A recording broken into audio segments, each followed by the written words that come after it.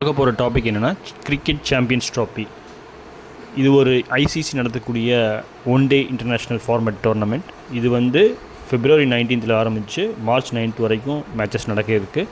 மொத்தம் 8 teams கலந்துக்கிறாங்க. 15 matches நடக்க இருக்குது.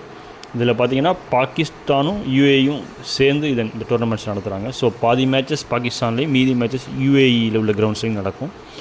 இந்தியா, ஆஸ்திரேலியா உட்பட 8 டீம்ஸ் கலந்துக்கிறாங்க. இதோட ஹிஸ்ட்ரி பற்றி பார்த்திங்கன்னா 98லேருந்து இந்த டோர்னமெண்ட்ஸ் நடந்துகிட்ருக்கு. இதில் இந்தியா 2 முறையும் ஆஸ்திரேலியா 2 முறையும் ட்ராஃபி வின் பண்ணியிருக்காங்க. இப்போ கரண்ட்டாக இந்தியாவும் ஆஸ்திரேலியாவும் தான் நம்பர் 1 நம்பர் 2 ரேங்கிங்கில் இருக்கிறாங்க. பிச்சர்ஸ் அண்ட் கண்டிஷன்ஸை பொறுத்த வரைக்கும் இது பாகிஸ்தான் யூஏ நடக்கிறதுனால ஸ்பின்னுக்கும் பேட்டிங்க்கும் தான் சாதகமாக இருக்கும்னு நம்ம எதிர்பார்க்கலாம். ஸோ பாகிஸ்தான், இந்தியா, ஸ்ரீலங்கா, பங்களாதேஷ் போன்ற நாடுகள் இதில் நல்லா பண்ணுறதுக்கு வாய்ப்புகள் அதிகமாக இருக்குது. இருந்தாலும் இப்போ கரண்ட் வேர்ல்டு சாம்பியனான ஆஸ்திரேலியாவுக்கு இதில் சான்சஸ் அதிகமாக இருக்குது. ஆஸ்திரேலியா பொதுவாக இந்தியா, பாகிஸ்தானில் நல்லாவே பண்ணியிருக்காங்க ஓடிஐஸில் ட்ரெடிஷ்னலாகவே ஹிஸ்ட்ரி வைஸு.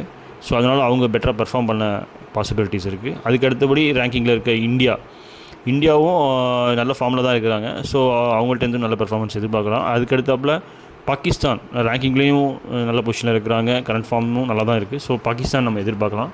இதை தவிர நம்ம இங்கிலாண்டையும் நியூசிலாண்டையும் ஒரு சர்ப்ரைஸ் நம்ம எதிர்பார்க்கலாம். அவங்க ட்ரெடிஷ்னலாக நல்லா பண்ணியிருக்கிறாங்க ஐசிசி டூர்னமெண்ட்டில் ஆஃப் லேட். ஸோ அவங்களையும் நம்ம நல்லா பெர்ஃபார்ம் பண்ணலான்னு எதிர்பார்க்கலாம். இவங்க பற்றி பார்த்திங்கன்னா இந்த டோர்னமெண்ட்டில் அதுக்கு முன்னாடி அவங்க இங்கிலாண்டோட ஒரு 3 மேட்ச் விளையாடுறாங்க ஓடிஐ. ஸோ அது ஒரு நல்ல ஒரு ப்ராக்டிஸாக அமையலாம். பட் ஓவராலாக பார்த்திங்கன்னா லாஸ்ட் ஃபியூ மந்த்ஸில் அவங்களுக்கு கொஞ்சம் இறங்குமுகமாக தான் இருந்திருக்கு. அவ்வளோ பெர்ஃபார்மன்ஸ் சரியில்லை. டெஸ்ட் கிரிக்கெட்டில் டாப் பிளேயர்ஸ் யாருமே ஃபார்மில் இல்லை. ஸோ இதெல்லாம் இந்தியாவுக்கு அகென்ஸ்டான சில விஷயங்கள். அதுலேயும் பும்ராவை நம்பி தான் அவங்க பவுலிங் இருக்குது. மற்ற பவுலர்ஸ் அந்தளவுக்கு பெர்ஃபார்ம் பண்ணலை. டாப் பிளேயர்ஸ் ரோஹித் சர்மா பேட்டிங்கில், விராட் கோலி ரன்ஸ் அந்தளவுக்கு வரல. ஸோ இந்த டிஸ்அட்வான்டேஜஸை தாண்டி இந்தியா சர்ப்ரைஸ் பண்ண வாய்ப்பு இருக்குது. அது மாதிரி அவங்க பாஸ்டில் பண்ணி இருக்காங்க. Let's hope. அதிக வாய்ப்புள்ள அணிகள் நம்ம பார்க்கும்போது பாகிஸ்தான் 2017 நடந்த இங்கிலாண்டில் நடந்த சாம்பியன்ஸ் ட்ராஃபியில் கப்பு ஜெயிச்சிருக்காங்க. ஆஸ்திரேலியா ஐசிசி டோர்னமெண்ட்ஸ் எல்லாத்துலேயுமே பெர்ஃபார்ம் பண்ணுவாங்க, சூப்பராக பெர்ஃபார்ம் பண்ணுவாங்க. ஸோ அவங்களுக்கும் சான்சஸ் அதிகம். அதுக்கடுத்து இந்தியா. இந்த 3 அணிகளுக்கு தான் அதிக வாய்ப்பு இருக்குது.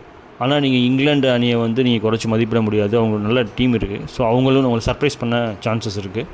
அப்பார்ட் ஃப்ரம் தேட் அந்த டோர்னமெண்ட்டில் யாருக்கு இனிஷியலாக அந்த ஒரு மொமெண்டம் கிடைக்குதோ அவங்க பெட்டராக பெர்ஃபார்ம் பண்ணுறதுக்கான வாய்ப்புகள் தான் அதிகம். பட் இது ஒரு இன்ட்ரெஸ்டிங்கான டோர்னமெண்ட்டாக இருக்க போது, ஒரு ஈவென்ட் டோர்னமெண்ட் சொல்லலாம். ஏன்னா எல்லா டாப் டீம்ஸுமே கிட்டத்தட்ட ஒரு மாதிரி ஈவனாக தான் அவங்களோட ஸ்ட்ரெங்த்ஸ் அண்ட் வீக்னஸஸ் இருக்குது. அந்த வகையில் இது ஒரு இன்ட்ரெஸ்டிங் டோர்னமெண்ட்டாக இருக்க வாய்ப்பு இருக்குது. கிரிக்கெட் சம்மந்தப்பட்ட தகவல்களுக்கும் அனாலிசிஸுக்கும் இந்த சேனலை சப்ஸ்கிரைப் பண்ணுங்கள், லைக் பண்ணுங்கள். நன்றி.